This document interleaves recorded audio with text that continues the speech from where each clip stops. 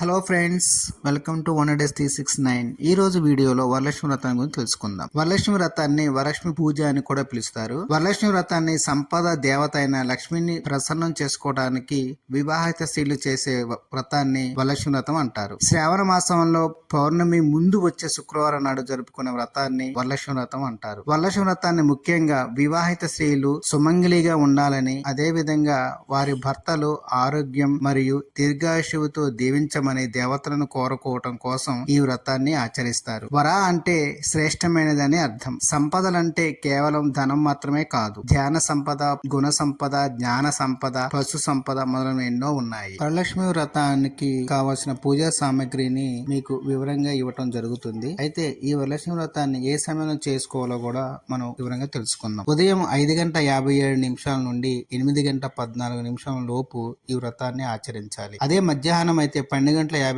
నుండి మధ్యాహ్నం 3:08 లోపు ఈ వ్రతాన్ని ఆచరించాలి. అదే సాయంత్రం పూట అయితే 6:55 నుండి 8:22 లోపు ఈ వ్రతాన్ని ఆచరించవలసి ఉంటుంది. మా ఛానల్ కనుక మీకు నచ్చినట్లయితే లైక్ చేయండి, షేర్ చేయండి. మరిన్ని వీడియోస్ కోసం మా ఛానల్ ని సబ్స్క్రైబ్ చేయండి.